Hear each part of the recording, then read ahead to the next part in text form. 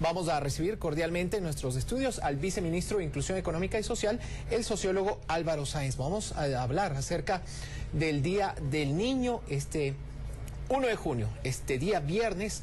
Cómo se va a celebrar en nuestro país los diversos actos y actividades que están previstos y contemplados, pero también acerca del cumplimiento de los derechos de la niñez y la adolescencia. En este sentido, ¿cuáles son los temas que usted destacaría? Y le pregunto esto también, sociólogo, a propósito de este documento de casi 300 hojas que fuera presentado hace pocas horas acá en la ciudad de Quito, el Estado de los Derechos de la Niñez y Adolescencia en el Ecuador, 1990-2011. Buenos días. Buenos días. Realmente este documento nos ayuda mucho a hacer una evaluación de conjunto de la situación de la niñez en el país, porque analiza la situación desde el año 1990 hasta la actualidad. Y es muy importante porque muestra que Ecuador en todo este periodo, no solamente ahora, sino en todo este periodo, ha mejorado notablemente en los indicadores que tienen que ver con la niñez. Estamos hablando de esperanza de vida al nacer. Cuando hablamos que la esperanza de vida ha aumentado de los 65 a los 75 años, en gran medida lo que quiere decir es que a nivel de la niñez ha disminuido la mortalidad infantil, que son datos que se muestran justamente en este estudio del Observatorio de la Niñez. La disminución de la desnutrición infantil, el incremento de la asistencia a clases, la equidad de género que se ha dado. Ahora en Ecuador hay una equidad en lo que tiene que ver con asistencia a clases, asisten tanto niñas como niños. Son la disminución del trabajo infantil inmensa, cerca de 400.000 niños que se han retirado del trabajo infantil, muestran un avance muy grande. Pero creo que también es importante señalar que este avance es un periodo de 30 años, sin embargo, en los últimos 5 años mejoran todavía los indicadores, todavía más. Si está disminuyendo la desnutrición infantil, en los últimos años ha disminuido más. Y eso yo creo que obedece a una política de gobierno muy significativa, al hecho de que existe política pública alrededor de la niñez, al hecho de que se han incrementado los recursos, los servicios, y eso pues lo que muestra es que el país ha hecho realmente un gran avance. Nosotros estamos igual que América Latina, avanzamos con América Latina, no es una situación solo del Ecuador.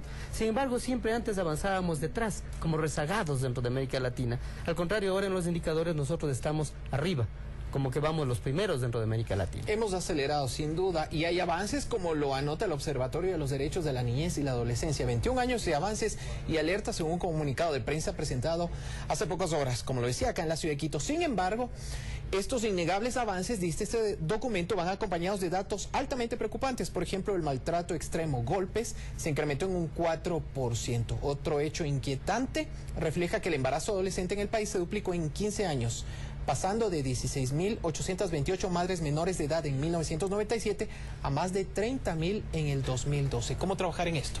El hecho de tener avances no puede hacer que no nos demos cuenta que también hay problemas. El hecho de avanzar, por ejemplo, en cobertura no quiere decir que no tengamos que preocuparnos de la calidad. Más todavía cuando se trata de la niñez. En niñez los únicos indicadores deseables son cero. Cero desnutrición, cero situaciones de enfermedad, que es también algo en lo cual hemos avanzado. En ese sentido, desde el MIES y desde toda una política general de gobierno, porque ahora funcionamos articuladamente los diversos ministerios entre sí, lo que estamos buscando es profundizar en los elementos de calidad.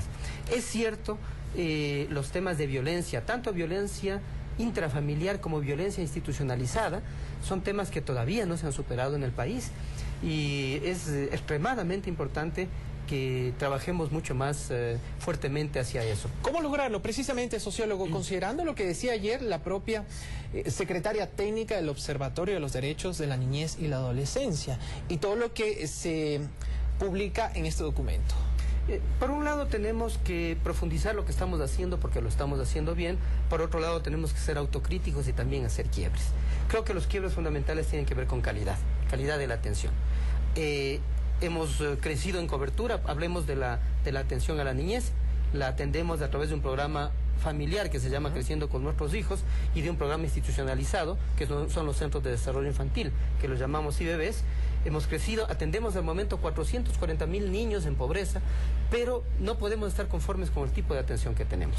Hemos encontrado problemas de calidad, debilidades de infraestructura, un sistema de atención que proviene de los mismos años 90, que es un sistema en el cual encomendamos el cuidado de nuestros niños a personas que solamente tienen bonificación y no profesional. Ahora, por llamarlo de alguna manera, en este dato o en esta categoría, hay que decir que hay una gran expectativa porque se ha avanzado más rápidamente, pero cómo trabajar más decididamente o de forma más efectiva en temas como la violencia, lo que usted mencionaba hace un instante. El tema de violencia es un tema nacional. El gobierno está trabajando en eso desde varios ámbitos. El trabajo que se está haciendo debe reflejar ya en poco tiempo disminución de los indicadores, pero realmente ahí no podemos dejar de hacerlo. En lo que nos compete a nosotros, más el trabajo directo con la niñez y adolescencia, tenemos que preocuparnos de dos aspectos. Uno, violencia doméstica. El presidente ha sido muy claro en sus intervenciones cuando dice a las familias: tenemos que dejar de tener violencia dentro de nuestros propios hogares. Eso es un tema de conciencia nacional. Tenemos que trabajar mucho en difusión, en comunicación. En educación, sobre todo para denunciar, porque esto también ha ocurrido históricamente y de una u otra manera ha contribuido a elevar las cifras. Así es de lo que llamamos violencia institucionalizada. O sea, todavía tenemos una mentalidad cultural por lo cual creemos que para formar a los niños y niñas tenemos que ejercer violencia sobre ellos. Ahí tenemos que ser realmente críticos, tenemos que ser firmes y sobre todo tenemos que tener también mecanismos institucionales para procesar. O sea, no se trata solamente de un discurso, sino de que cuando se presenta un caso de violencia doméstica, de violencia institucional, haya a dónde recurrir. Y para eso, la única forma de hacerlo es un trabajo interinstitucional. Ahora, usted mencionaba también hace un instante el hecho de que no debemos quedarnos tranquilos, y esto lo ha dicho el propio presidente de la República, de palabras más, palabras menos, mientras exista tan solo un solo niño con cuyos derechos hayan sido afectados de una u otra manera. Pero en lo que tiene que ver con el embarazo de adolescentes también, este es otro tema que sin duda de alguna u otra manera se ha elevado en gran medida en los últimos años. ¿Cómo se pretende o cómo se debería trabajar desde el Ministerio y desde instituciones como el propio INFA? Es totalmente cierto. En Ecuador el índice de embarazo adolescente es más alto que en el resto de países de América Latina. ¿A qué se debe esto? Sí, quiere decir que algo ha faltado en información, en claridad de la información, en disposición de, podríamos hablar de lo que es conocimiento de una sexualidad sana, de lo que es las posibilidades también de anticoncepción. O sea, es un trabajo general que hay que reforzarlo definitivamente del país. Incluso desde otros ministerios como Salud y Educación. Existe esta rato una estrategia interministerial que está coordinada por el Ministerio Coordinador de Desarrollo Social, de la cual participamos el MIES, Salud, Educación. Y justamente a través de esta estrategia lo que está logrando o pretendiendo lograr, mejor dicho, es llegar a toda la juventud, a toda la adolescencia, tanto en los colegios, en los hogares, en los lugares comunitarios, en los grupos de jóvenes, de tal manera que puedan tener información. Viceministro, una pregunta final y le pido por favor la respuesta más breve, en una frase si es posible. ¿Cuál es el principal desafío para nuestro país ahora que celebramos este día 1 de junio, el Día del Niño? Consolidar los servicios y mejorar la calidad. Ministro o viceministro, muchísimas gracias por haber estado presente aquí en la televisión pública.